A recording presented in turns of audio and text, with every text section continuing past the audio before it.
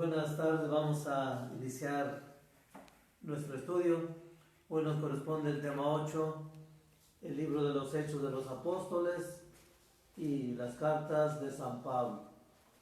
Vamos a ponernos en la presencia de Dios, invocar al Espíritu Santo, a nuestra Madre Santísima, iluminados y guiados por estos maestros de la fe, nos impulsen a conocer más a Dios y a Jesucristo.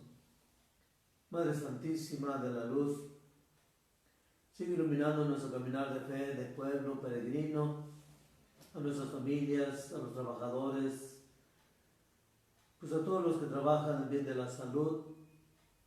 Bendice a nuestros campesinos que se llenen de alegría por las lluvias que ya, pues ojalá ya se regularicen, y por la paz tan necesaria en nuestros ambientes. No solamente es el flagelo de la pandemia, sino de la delincuencia que sigue pues incrementándose, y darnos un corazón noble y sencillo, que podamos amar y perdonar. Dios te salve María, llena eres de gracia, el Señor está contigo. Bendita tú eres entre todas las mujeres, bendito es el fruto de tu vientre Jesús. Santa María, Madre de Dios, ruega, Señora, por nosotros los pecadores, ahora y en la hora de nuestra muerte. Amén. Gloria al Padre, y al Hijo, y al Espíritu Santo, como era en un principio, es ahora y siempre, y por los siglos de los siglos. Amén. Espíritu, fuente de luz, ilumínanos y guíanos. En nombre del Padre, y del Hijo, y del Espíritu Santo. Amén. En este capítulo pues, se nos invita a ver los hechos de la iglesia, de los hechos de los apóstoles.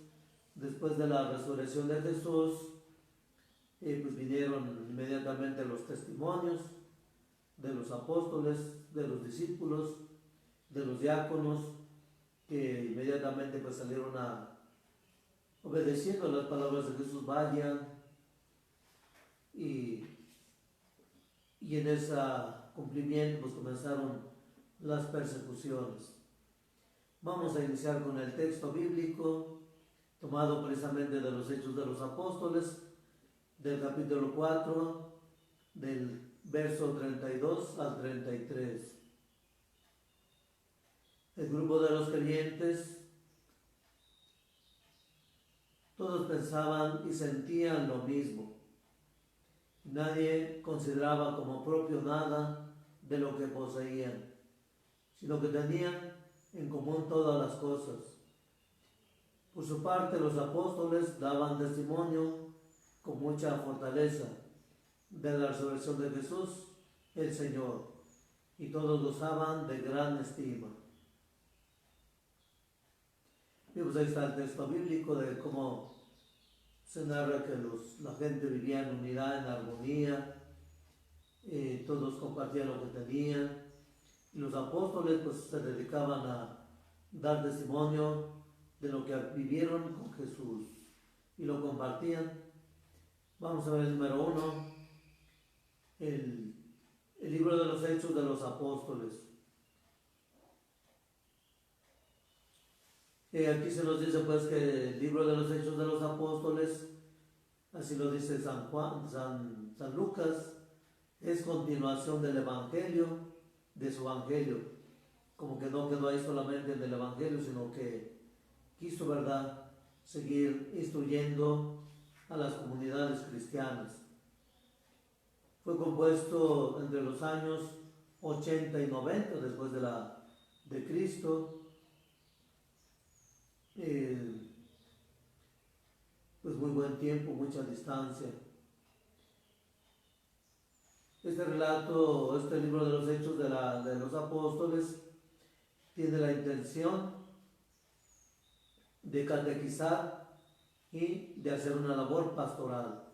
Es decir, narrar que los apóstoles iban haciendo su catequesis, y Lucas narra pues esa catequesis, va enseñando a los discípulos a cómo conducirse en el mundo, y también a la pastoral, a guiar a la comunidad, en darle seguimiento en la fe, en el crecimiento. ir quitando los errores, corregir, animar, exhortar, alentar cuando había persecuciones. Ya a estas alturas pues ya estaban las persecuciones con todo, persiguiendo a los discípulos y a los apóstoles. Y el tema fundamental de formación pues es la iglesia, es decir, es como ir asentándolos en la realidad que la iglesia o los llamados son el pueblo de Dios, los elegidos, que por lo tanto pues están llamados a dar testimonio de Jesús. Y por eso es necesario catequizarlos, prepararlos. Y la obra de los Hechos de los Apóstoles se responde a dos preguntas. ¿Qué es la iglesia? ¿Cuál es su misión? Entonces, a lo largo de este libro se van a responder las preguntas. ¿Qué es la iglesia y cuál es su misión? Entonces, por eso San Lucas enfatiza algunos aspectos. Primeramente nos dice, son 3 puntos. La iglesia de los Hechos es una iglesia misionera. Lo que Jesús quiso formar desde los apóstoles como llamados es que fueran misioneros, no que se quedaran estancados, sino que salieran, vayan. Primero los manda, como dijimos, a Jerusalén, a las ciudades de Judá, y después, ¿verdad?, salieron en busca de la oveja perdida. Son de las parábolas de Lucas, en su evangelio. Toda la iglesia tiene que ser misionera, está llamada a dar testimonio del acontecimiento central de la historia. ¿Cuál es ese acontecimiento? Que Jesús ha venido a salvarnos.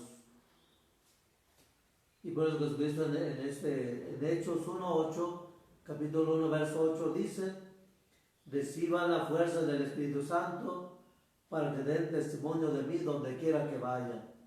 Entonces, primeramente se instruyeron, se prepararon, y luego se les titula, podemos decir, ¿verdad? Se les da el Espíritu Santo para que puedan salir iluminados por él, anunciar a los ambientes, a la gente, para que les entendieran.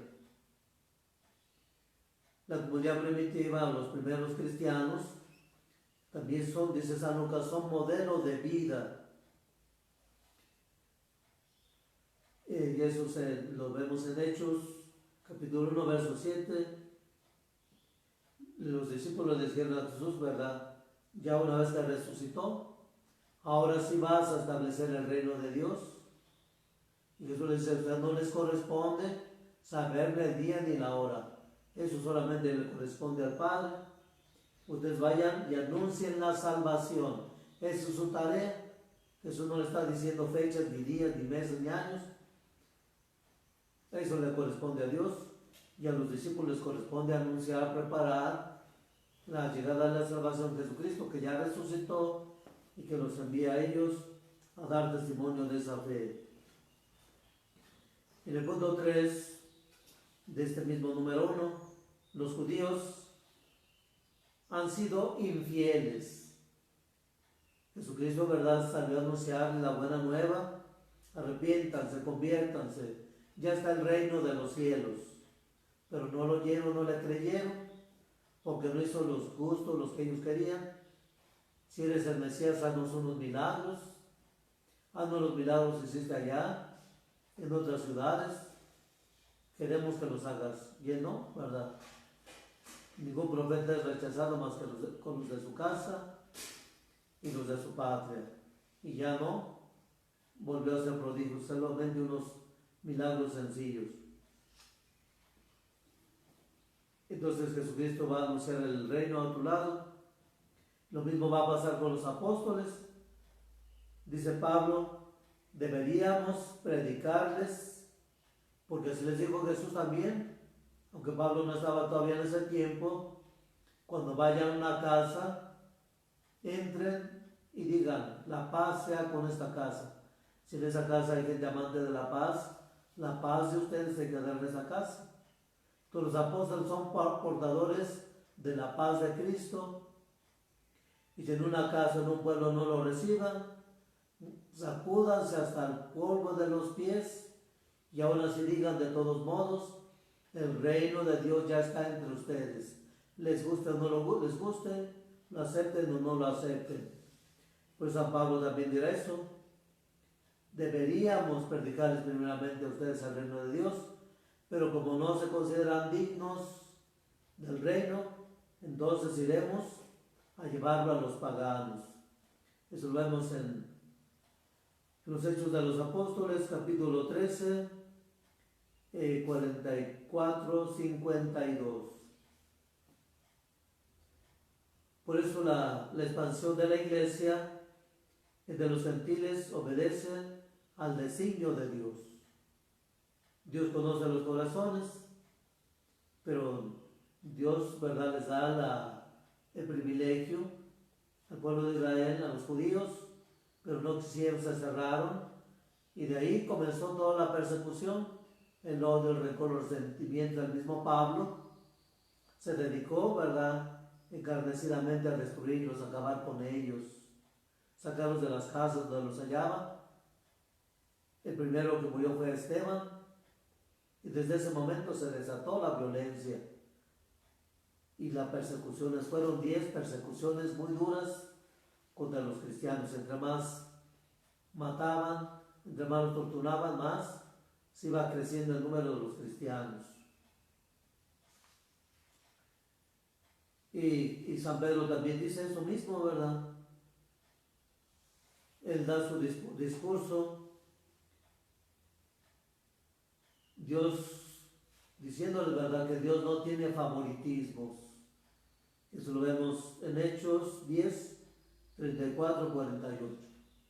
Y da un discurso muy largo desde la muerte, pasión de Cristo, su resurrección, cómo los eligió, cómo los llamó, y que también el llamado era para los paganos, para los gentiles. Y desde ahí comienza pues el caminar hacia afuera. En el punto número 2, la iglesia es impulsada por el Espíritu Santo.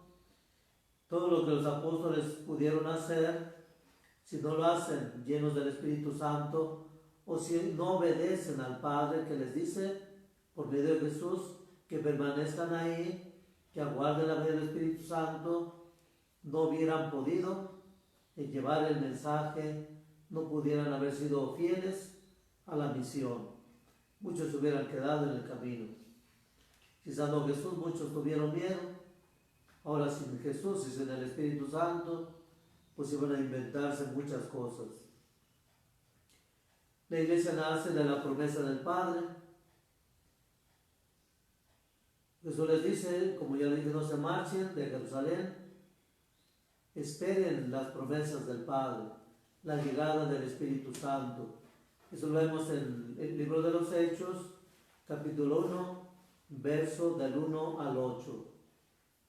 Fue después de Pentecostés, cuando el Espíritu Santo se hace presente. El Espíritu Santo tiene poder y la fuerza para impulsar a la comunidad, impulsarla, guiarla en la obra de la evangelización.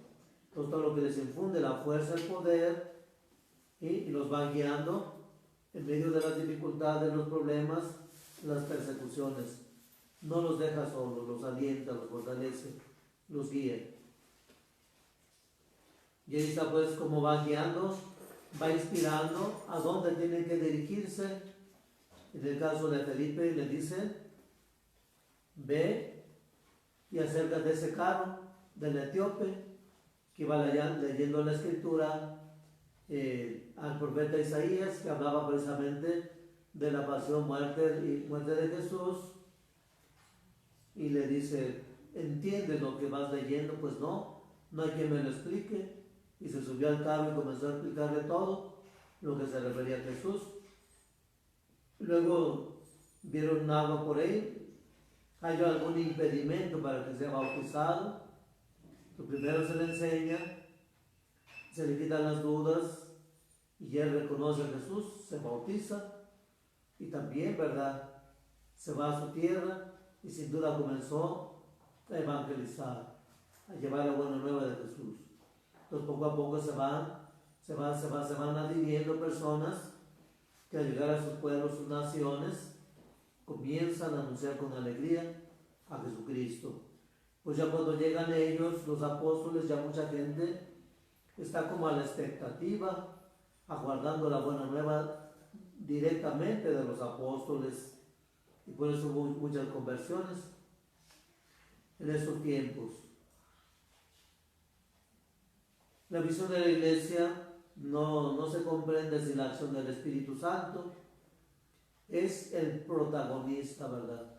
Así como Jesucristo fue el protagonista para anunciar el reino de Dios, la salvación, a través de signos prodigiosos, así el protagonista invisible que habla a través de los hombres es el Espíritu Santo.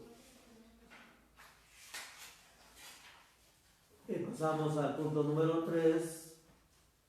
¿Cuáles son las características de la primitiva comunidad? Es decir, de la primitiva no significa así como los aborígenes. Primitiva aquí quiere decir la primera comunidad, los primeros cristianos, partiendo pues de los apóstoles y de los discípulos. Aparecen como modelo de comunidad, y pues sería muy interesante, ¿verdad?, que revisáramos nuestras parroquias, nuestros grupos, por lo menos en nuestro ambiente, aquí en nuestra diócesis. Habrá modelos de comunidades en nuestras parroquias, gente humilde, sencilla, generosa, trabajadora, luchona, arriesgada, valiente, con esa espiritualidad tan profunda para acercarse a los demás, para atraerlos. ¿Habrá una comunidad cristiana así? Pues ojalá, porque esas comunidades son semilleros de vocaciones. Entonces los cristianos, muchos que se convirtieron, vieron el modelo de santidad, de caridad, de unidad en ellos. Y lo que manifiesta pues el libro de los Hechos, la unidad entre todos. ¿Y cuáles son las características de esta comunidad? Está formada en torno a los apóstoles, así como los apóstoles se formaron primero en Juan, tenía muchos discípulos, y luego les dice, Él es el Cordero de Dios, y lo siguieron. Entonces ya la comunidad está preparada para escuchar a Jesús, reconocerlo, dar testimonio de Él. Y se forman en torno a Jesús, ya no es Juan, sino es Jesús. Y después de Jesús, los apóstoles van formando sus pequeñas comunidades, y todas, ¿verdad?, en comunión. Y ahí esas comunidades poco a poco se va haciendo más y más grande el número de cristianos. Entonces se formaban en torno a los apóstoles y perseveraban en las enseñanzas, en la oración, y compartían lo que tenían con alegría, con gozo. Y nadie se quedaba con nada, todo lo ponían en común. El puntito número 2, número 3, viven una auténtica unidad fraterna. Se veían más que hermanos. Por ahí, platicando luego con un compañero, pues nos platica su experiencia.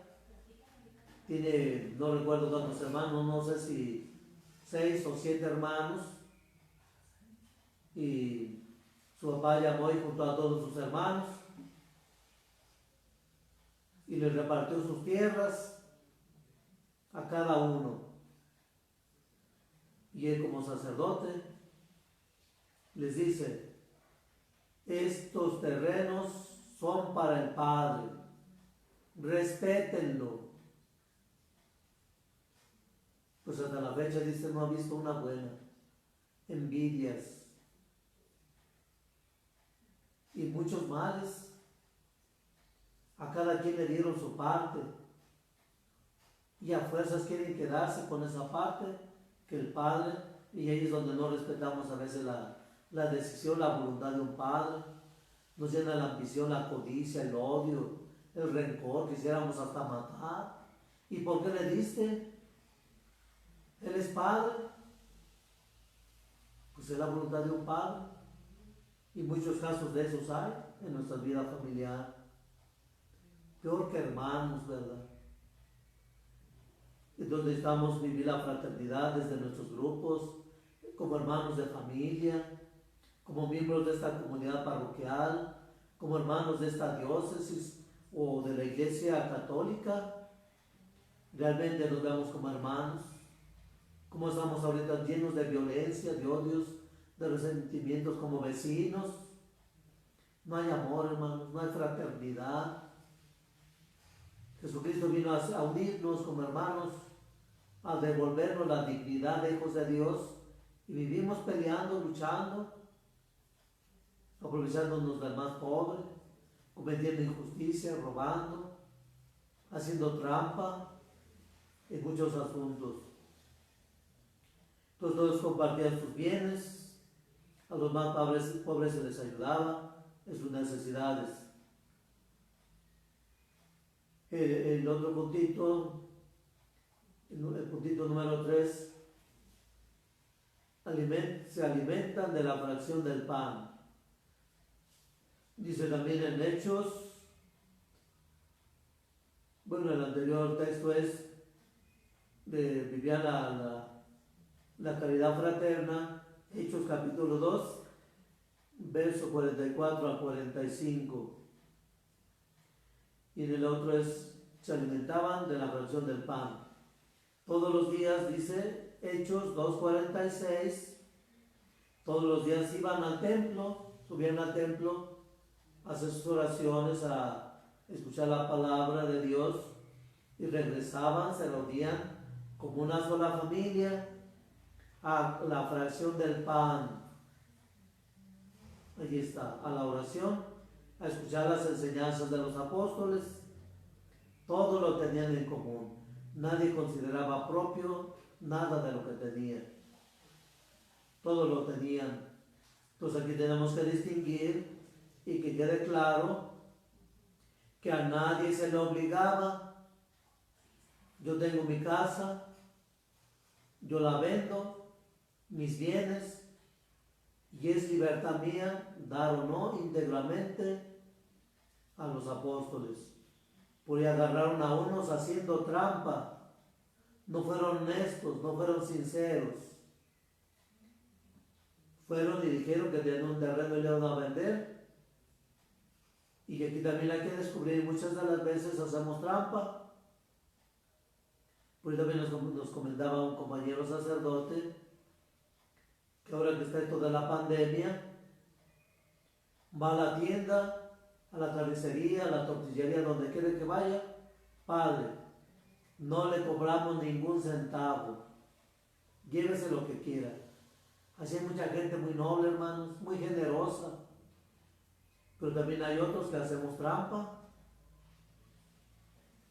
porque a veces sale gente que se arrima y quiere colaborar en las parroquias y tiene muchos proyectos y muchos planes, y de repente, ¿verdad?, salen con otras cosas. Por ejemplo, así como un ejemplo de pues que vamos a hacer una rifa, y pues es para la parroquia, aquí está lo del boleto y acá está otra parte. Y a veces las personas se quedan con otra parte, más dan lo de los boletos, no dan íntegramente.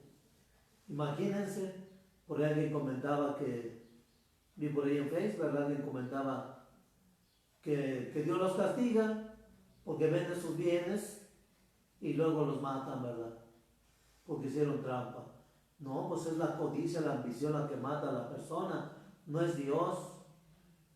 A Dios no le importan tus bienes materiales, le importa, ¿verdad?, la actitud con que hacemos las cosas, como Caín y Abel también. No daba de corazón, ya lo hacía con ventaja. O vamos a vender ese terrenito Les decimos que es para la parroquia, a ver si nos da más dinerito, y si nos dan, le damos a los apóstoles lo que nos dieron, y los demás no lo quedamos. Eso es mentira, eso no es honestidad, eso no es integralidad. Hay gente, hemos dicho, hay gente honesta, pero no es íntegra, ¿verdad? Ya le he comentado por ese testimonio. Dice el Señor que se fue con una pareja, aparte de su esposa en su casa con sus hijos, se fue a un hotel con una muchacha, sin duda más joven, más guapa, más atractiva, y pidieron una pizza para comer o cenar ahí en el hotel, y ya, llegó el de la pizza, tocó, ya la recibieron, le pagaron, y pues iban a comerse su pizza, se encontraron $8,000, y dice el hombre, pues vamos a regresar, le dice a la mujer, vamos a regresar el dinero, no es nuestro, no, ¿cómo crees? Vámonos. Y ya, pues llegaron los medios de comunicación y queremos, cuando fueron pues a la pizzería, lo llamaron a los medios, mira que hay un hombre honesto, se nos va el dinero ahí de las pizzas ahí en la caja, ya viene a entregarlo, pues vamos a hacer una entrevista y vamos a todo.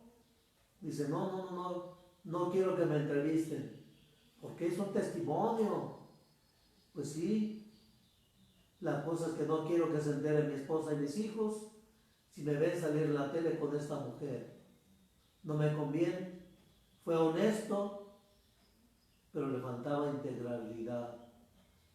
Es lo que decimos, ¿verdad? Muchas veces somos luz de las gentes y oscuridad de la casa. Y es lo que tenemos que ser íntegros, es lo que se nos confía. Entonces, por eso estos muchachos murieron, ¿verdad? Y ahí queda claro, porque luego nos avientan tiros, y si no estamos preparados en los textos bíblicos, pues de veras, ¿verdad? Como que vendieron su terreno y luego ya el apóstol les dijo, se van a morir, murieron.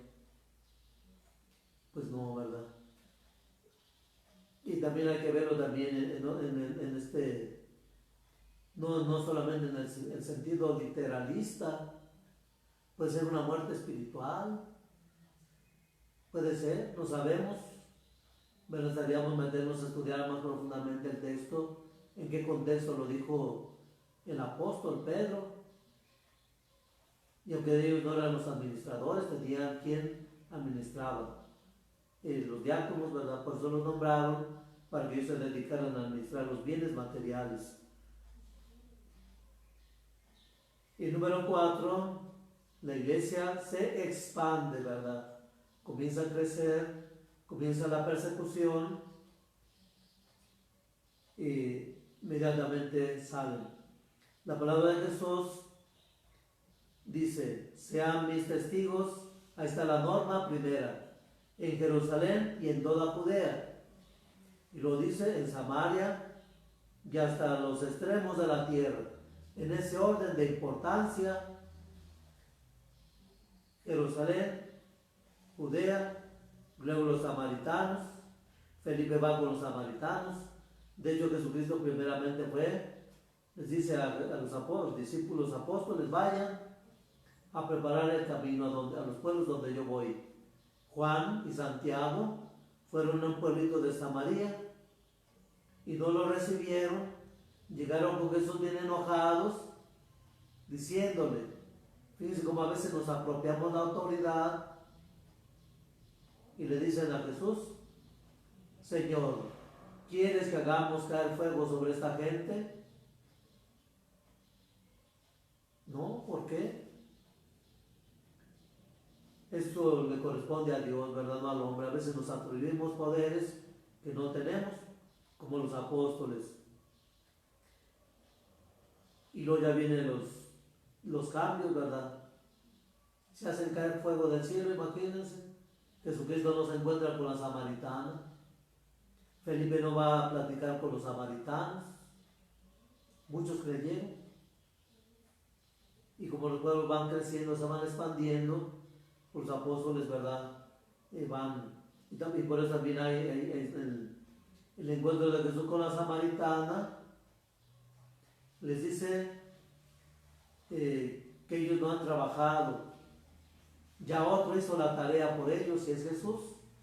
Es la mujer, la samaritana, que va a decirle a todos: este es el Mesías, ¿no será este el Mesías? Vengan a verlo. Y muchos creyeron. Entonces en las persecuciones, cuando los apóstoles y los discípulos salen, aparte de huir, porque también se dijo eso, ya las comunidades cristianas les vino la conciencia, porque estaba inminente que iba a venir Jesús en cualquier momento, por lo tanto hay que dar testimonio y morir por él. Pues no, si nos dejamos morir todos, ¿quién va a predicar? ¿Quién va a llevar la buena nueva? Entonces hay que ser prudentes, y esto pasó ya más delante de los apóstoles, con los santos, los santos padres que se llaman, muy inteligentemente: no hay que dejarnos matar. Si es la voluntad de Dios, adelante.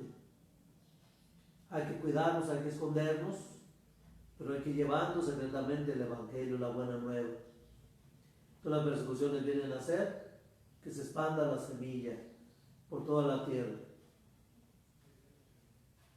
Esto lo vemos en Hechos, capítulo 8, del 1 al 12. Y el mandato es hasta el confín de los pueblos, toda la tierra. Si sabemos, si vemos la geografía de la iglesia expandida, está en todos los pueblos de la tierra.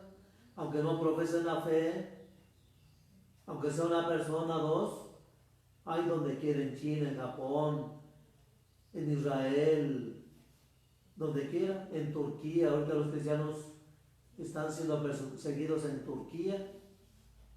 Todos los días se oye de persecuciones en aquellos ambientes. Es gente valiente que está ahí. Han disminuido muchos en Siria, porque las comunidades cristianas disminuyeron, muchos salieron, y los que vuelven ya no tienen casa, ya no tienen patria, y tienen que comenzar. Pero ahí está la semilla de los cristianos que los reciben, y ahí son las comunidades cristianas donde realmente se vive la calidad del amor y el testimonio, porque lo reciben como hermanos. Otros aprovechan el ser cristiano para hacer negocio: yo te presto, yo, estilo judío, ¿verdad? Estilo judío, y hartos intereses, ¿verdad?, los que cobran. Eso no es de cristianos, eso es de judíos. El cristiano no puede ser usurero, y esos son muchos judíos. Aquí en nuestras parroquias, hay muchos cristianos que prestan, y más ahorita con esta situación, hay de ellos, se abusan de la gente pobre. Así lo señalan los profetas, así lo señala Jesucristo. ¿Cómo acaba mucha gente de esta? ¿Cómo irá a acabar Carlos Slim, no sé cuántos que se dicen cristianos, gobernadores, presidentes? ¿Qué cuenta le van a dar a Dios? Todo lo que han robado, usurpado de las naciones. Pues ahí está. Toda la evangelización, hermanos, se tiene que dar con el testimonio. El número 5, Pablo es el gran misionero y escritor de esta gran obra. Aunque detrás está pues a San Lucas, Pablo es el que va llevando la buena nueva en su mensaje, y Lucas es el que se encarga de redactar gran parte de los hechos de los apóstoles, o todos los hechos de los apóstoles, y San Pablo pues ya después sus cartas. Entonces él es el apóstol de los gentiles, así se le llama. Él es de Tarso, se encontró Jesús en el camino de la vida, en el camino de la persecución. Su celo apostólico, su amor a Dios, lo llevó a encontrarse con Jesús. Estaba velado para él la Escritura, y por eso al encontrarse con Jesús ¿quién eres tú, Señor? La pregunta, ¿verdad? ¿Quién eres tú? ¿Por qué me persigues? Yo soy Jesús que ha resucitado. Le estaba hablando, yo soy Jesús a quien persigues. Y le estaba hablando y él entendió que hablaba de los apóstoles, de los discípulos, de los cristianos. Y comienza su proceso de conversión. Muchos piensan y dicen que fue en ese mismo día su conversión. No, ahí inicia el encuentro con la palabra que duró más de 10 años investigando acerca de la verdad. Primeramente, qué dicen las escrituras, qué dicen los profetas, qué dicen los salmos de Jesús. Y anduvo viendo a Pedro, a Juan, a los principales, a los testimonios, ¿verdad? Y ya de ahí comenzó. Y cuando comenzó le tenían mucho miedo. Nos está engañando. Y lo presentaron. Este es, ¿verdad? Lo presenta Bernabé, parece, a la comunidad. Y le dice todo lo que ha hecho por el nombre de Jesucristo. El que antes perseguía, ahora es un gran predicador. Y muchos no creían, le tenían miedo, pues ya fue agarrando vuelo y hasta que se convencieron de que era real su conversión. Es un gran misionero, fue un gran escritor, escribió sus cartas a las comunidades que Dios le designó. En el número 6, ¿cómo están divididas las cartas paulinas?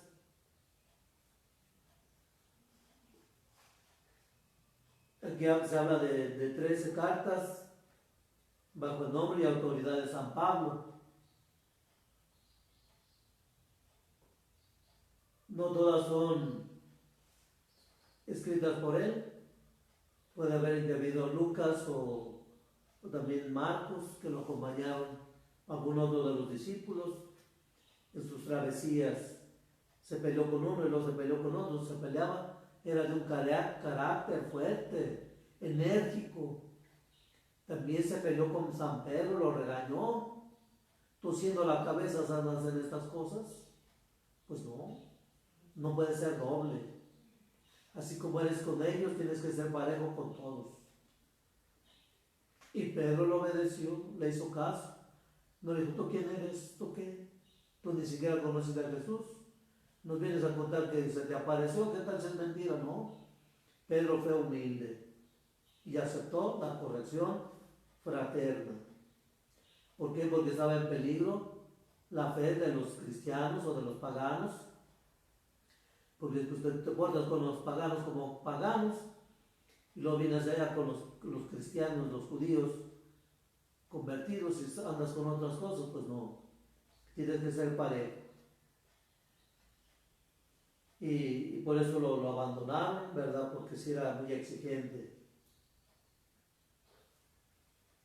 En uno de los puntitos que trae aquí en el número 6, habla de las primeras cartas de la época paulina, segunda época paulina. La primera época pues nos habla se escribieron estas en el año 60 después de Cristo, 30 años después de su encuentro con Jesús. Son la carta a los Romanos 1 y 2, de Corintios, Romanos, Corintios 1 y 2. Son dos cartas a los Corintios. La carta a los Gálatas, la carta a los Filipenses, primera de Tesalonicenses y la carta de Filemón. Es la primera etapa de San Pablo. Y luego ya viene la segunda etapa o época. Estas fueron escritas, aquí habla de un discípulo de Pablo, después de su muerte.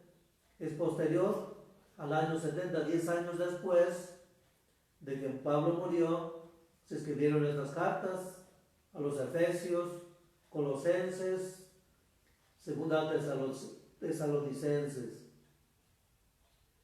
y primera y segunda de Timoteo y Tito. ¿A quiénes iban dirigidas estas cartas? San Pablo pues se dirigió a grandes ciudades. Si vemos cómo entró allá a Grecia, ¿verdad? Con los griegos, los aerópagos, donde vio todos los monumentos a los dioses. Pues yo les vengo a hablar del Dios desconocido, porque había un monumento dedicado a un Dios que estaba ahí. Yo les vengo a hablar de ese, que murió y resucitó. Otro día te oiremos hablar de eso. Pero él no se desanima, sigue predicando. Entonces dirige a cristianos procedentes del paganismo. Entonces ya había comunidades cristianas y él se dirigió a ellos para hablarles, de afirmar su doctrina, su fe en Jesucristo, porque se iban mezclando errores doctrinales, filosofías, ideologías, y las fueron mezclando, ¿verdad? Fantasías y tanta cosa. Entonces él se encargó de afirmar la fe de estas comunidades.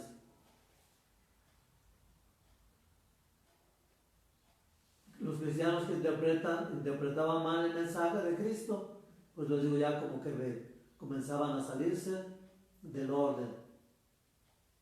Escribe sus cartas como un padre, les habla con ternura, con cariño, los corrige.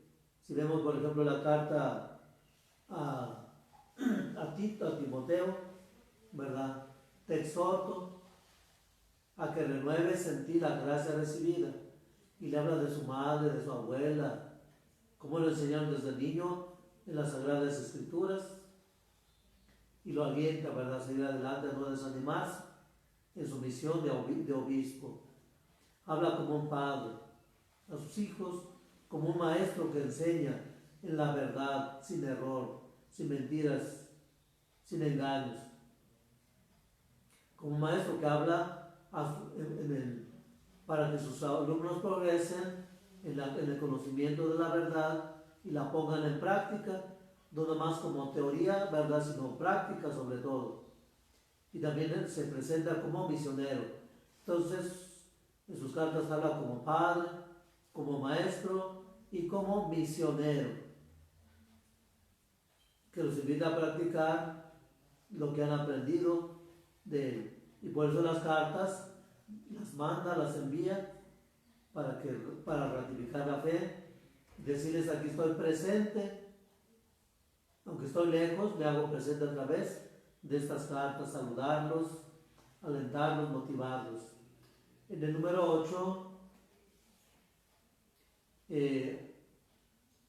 bueno, aquí habla, pues ya vamos a ver un poquito más detalladamente la primera época de San Pablo. Aquí habla de la carta a los tesalonicenses. Predicó en esta ciudad de Tesalónica, y la capital de Macedonia, en Grecia.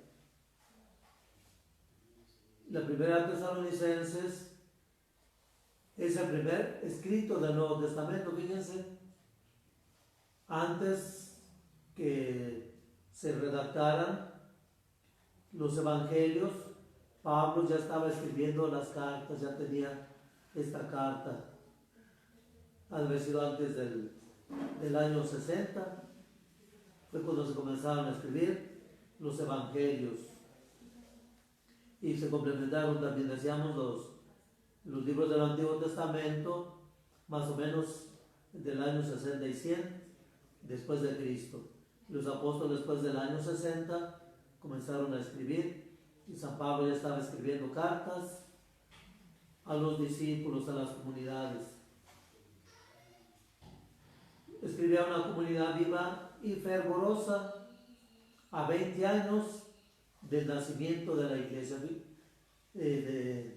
A 20 años de que ya estaba la comunidad, San Pablo viene a confirmarlos en la fe. Por ejemplo, los papas, el Papa Francisco, el Papa Juan Pablo II, como vienen a confirmar la fe del Vaticano II. Claro, pues atrás está Sagrada Escritura, Santos Padres, tradición, y los papas recientes, Juan Pablo II, Benedicto y ahora Francisco. Por eso los documentos, los sínodos, ¿verdad?, de Aparecida, vienen a confirmar esa doctrina. 50 años después del Vaticano II, vienen los documentos a renovarnos. Aparecida, ¿qué estamos haciendo en América Latina después del Concilio Vaticano II? ¿Qué estamos haciendo en la Iglesia después de 2000 años de que Cristo vino al mundo? Así San Pablo, después de 20 años, viene y habla de una comunidad madura. Aquí nuestra parroquia ya tiene 23 años, habrá madurez de fe, aún en medio de esta pandemia, nos sentimos maduros. Por ahí luego a veces se habla en los grupos de amistad, ¿verdad? Es que ya somos maduros. Pues aparentemente a veces parecemos como si fuéramos niños. No se nos ve la madurez, porque la madurez tiene que ser íntegra, no nomás en un aspecto de la vida. Alguien puede ser maduro en la fe, pero inmaduro en las relaciones humanas, en el servicio, en el amor, en la caridad. Entonces no es íntegra nuestra fe, ni nuestro amor, ni nuestra entrega, ni nuestra generosidad, porque somos convenencieros. Aquí habla de 20 años de una iglesia madura en Tesalónica. Habla de su progreso, del ejemplo, el testimonio de vida que han dado, y también los alerta sobre las dificultades que vienen, porque ya muchos estaban saliendo del orden, comenzaron a infiltrarse nuevamente en las corrientes filosóficas, que todavía la iglesia sigue luchando contra todas esas doctrinas, filosofías. Hoy se están poniendo mucho de moda, Nietzsche y muchos pensadores, se les está dando la importancia. Y no es tanto eso, hermanos, decíamos otra vez también, la importancia está en que hay que lavar cerebros, hay que quitar de la mente de Dios, de la mente de los jóvenes a Dios, adolescentes y jóvenes. Y es lo que se pretende, por eso, rescatar a estos filósofos. Si tienen pensamientos pues muy bonitos, pero falta la trascendencia. Todo lo manejan desde el plano humano. Por ejemplo, Nietzsche despreciaba a los pobres, hablaba de la gente pobre. Es mejor que aborten. ¿Para qué nacieron? Y desde ahí vienen todas esas ideologías, y son las que nos están manejando, fíjense. Por eso hay que rescatar ese gran pensador. Para él lo que importaban eran los burgueses, la gente de billete. Los pobres no sirven, estorban. La burguesía hablaba de él, del capitalismo, el socialismo, el comunismo. El comunismo lo tienen que controlar las élites. Por lo tanto, hay que eliminar los que estorban. Aquí están las ideologías. Por eso, si leen estos libros, hay que leerlos, estudiarlos con una mente amplia, más allá de la razón. Hay que ver la trascendencia y confrontarlo con la escritura y ver qué tanto tiene de verdades, qué tanto me puede ayudar su pensamiento para defenderme, ¿verdad? O para decir, aquí hay error, aquí se equivocó en esto. No solamente chuparse todo lo que dijo Nietzsche, ¿verdad? Otros pensadores de la filosofía. Lo viene la carta a los Gálatas. Esta se escribió del año 55 a 58 después de Cristo. Esta escribe a las comunidades cristianas. Él fundó estas comunidades establecidas en Galacia. Esta es la carta la carta a los Gálatas es la más extensa de sus cartas. También está la carta a los Romanos. Esta carta a los Romanos es de un estilo diplomático. Pablo fundó esta comunidad. Bueno, la comunidad de los romanos ya estaba y él no la fundó, como les digo, solamente vino a matizar, a profundizar, a cimentar bien la fe de las comunidades, porque en el ambiente pagano, pues también se van mezclando, ¿verdad? Las ideologías, los placeres, los vicios, y por eso fíjense cómo Benedicto XVI vino a hablarnos de Deus es caridad, Dios es caridad, Dios es amor, habla del ágape, del eros, del placer de la carne, y cómo viene a confrontar el amor cristiano, que es a una persona, a una mujer, a un hombre, y el otro era placer bacanal, hombres con hombres, mujeres con mujeres, y con quien fuera, como hoy se pretende hacer nuevamente. Entonces San Pablo viene a confirmar la fe de los cristianos, un hombre y una mujer, viene a denunciar también aquellos abusos, ¿verdad? Esa tarde donde habla, cómo es posible que todos estén felices, contentos, como estamos hoy en muchas familias, muchos hogares, ¿verdad? Hay testimonios donde los papás están felices porque su niña de 14 años llevó una señora de 30 años a su casa como pareja y la quieren como hija. Lo mismo del lado de los hombres, hacia él. Y esto va hacia los niños, bajando, bajando. Por eso todas esas ideologías quieren aprobar las leyes para que los niños tengan derechos. Me gusta ese viejito porque me dio 1,000 pesos. Soy libre, es mi cuerpo, es mi vida. Así es de que la ley te protege, niño. Y tus papás no pueden hacer absolutamente nada. La ley te da derechos. Hacia eso van allá, bajando. Y son las contradicciones. Si se acaban los niños, ¿de quién van a abusar estos hombres? Estos poderosos, estos adinerados, ¿de quién? Van a ser niños robot. Ayer estaba viendo una película de mujeres robot, ¿verdad? No mujeres pues ya que hablan y actúan como mujeres y hablan ahí de términos morales o de inmoral, si es moral o no moral, que el hombre tenga vida íntima con una robot, no es moral, simplemente es placer. Ahí está nuevamente, ¿verdad?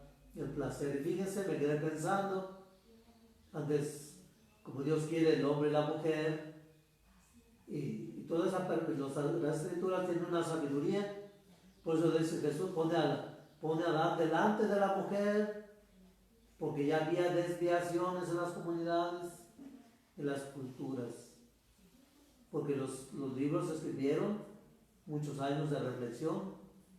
¿Por qué? Porque los judíos venían de Egipto, de muchas prácticas paganas aquí. Y por eso los mandamientos, vete por ese camino. No desearás la mujer de tu prójimo. Todo tiene un sentido de fe y de amor de Dios para la comunidad. Es lo que más le conviene al ser humano, vivir como Dios manda. Y todo eso pues San Pablo viene en sus cartas a corregir todos esos desórdenes de la carne. Entonces ya no es hombre con mujer, ahora es hombre con hombre, mujer con mujer, hasta el bestialismo. Aquellos ambientes también se daba mucho. Hoy todavía se sigue dando en el campo.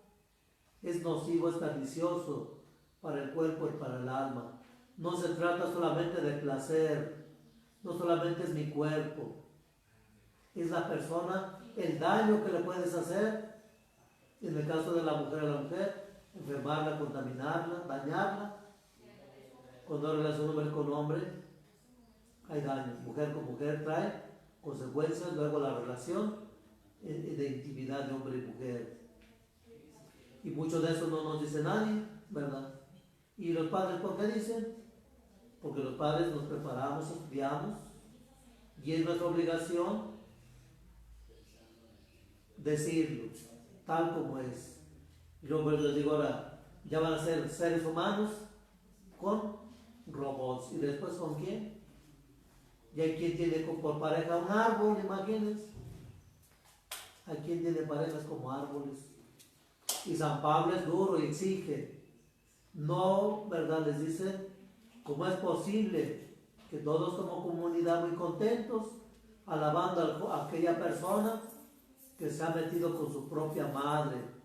Así también hay casos ya en la actualidad. Mujeres que se enamoran de sus hijos, hombres que se enamoran de sus hijos. Y de eso mucho hay en internet. Y vamos siguiendo modelos que solamente dañan, destruyen a la persona, a la espiritualidad. Y esto no es amor, no es amor cristiano, ni amor humano, porque no respetas a la otra persona ni tu cuerpo. Pero si ella quiere, si yo quiero, ¿qué? Es mi libertad, mi derecho. Todo tiene límites. Y si no respetamos los límites, incurrimos en faltas y en peligros, en riesgos de salud, de vida.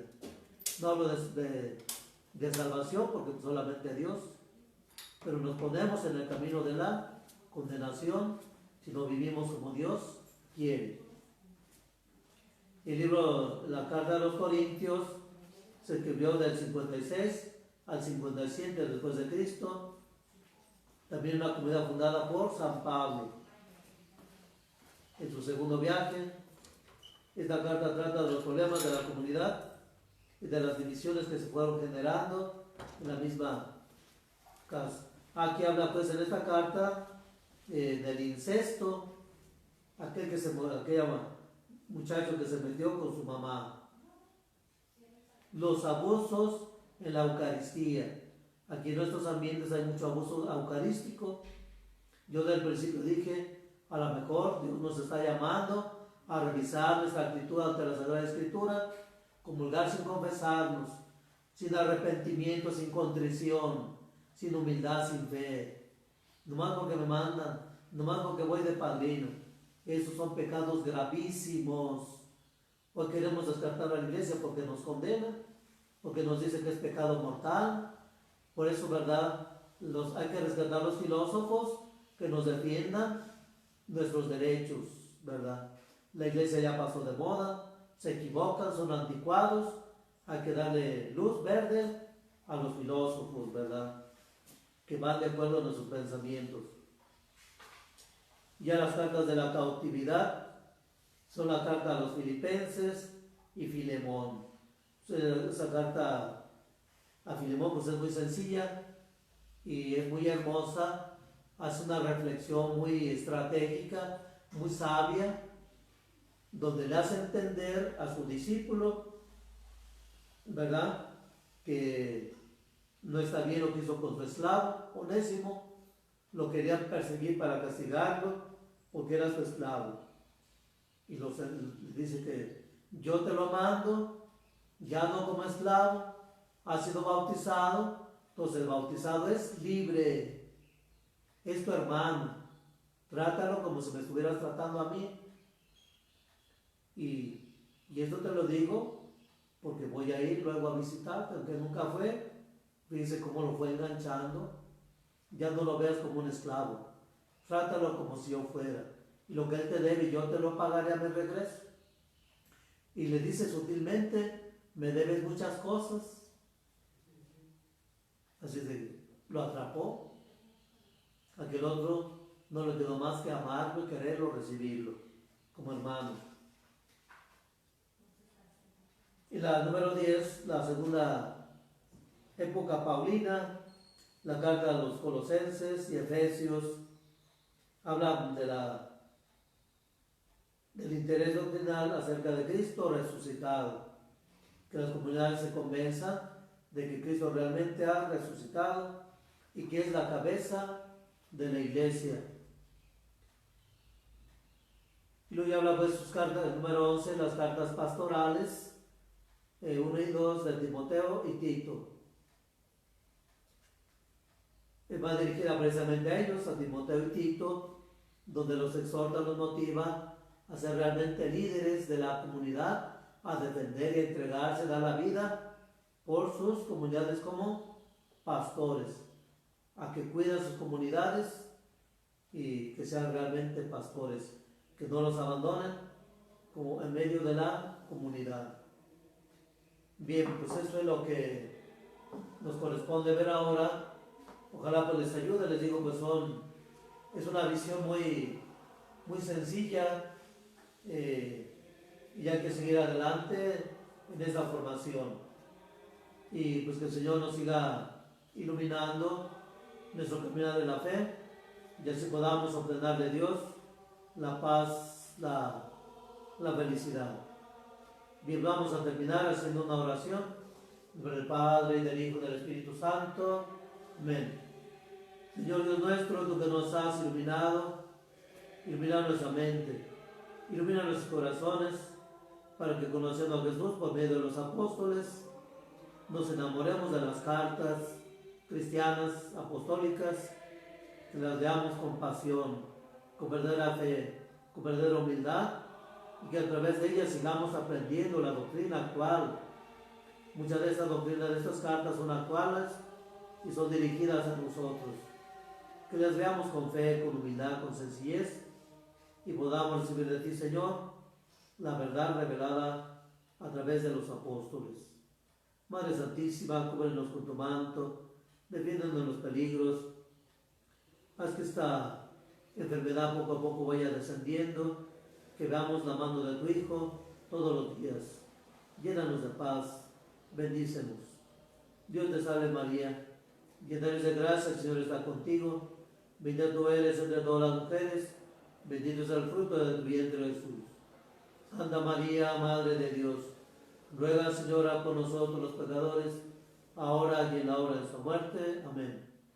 Gloria al Padre, y al Hijo, y al Espíritu Santo, como era en el principio, será siempre, por los siglos de los siglos. Amén.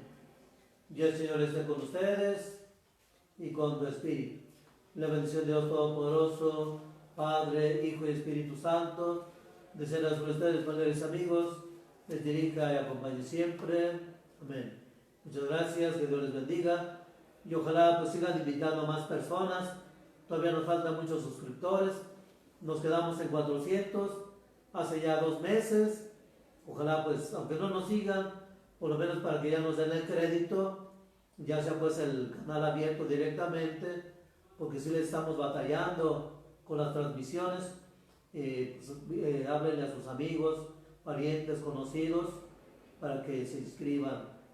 No sé si sea conveniente mandarles nuevamente la liga, ¿verdad? Para que puedan pues invitar más gente. Nuestras parroquias ya nos superaron, ¿verdad? Rápido lograron su objetivo, y pues nosotros estamos muy quedados. Somos una parroquia de 22,000 habitantes y pues no se ha visto, ¿verdad? Los pedimos pues en caridad y por amor a Jesucristo y por la evangelización. Muchas gracias, buenas noches.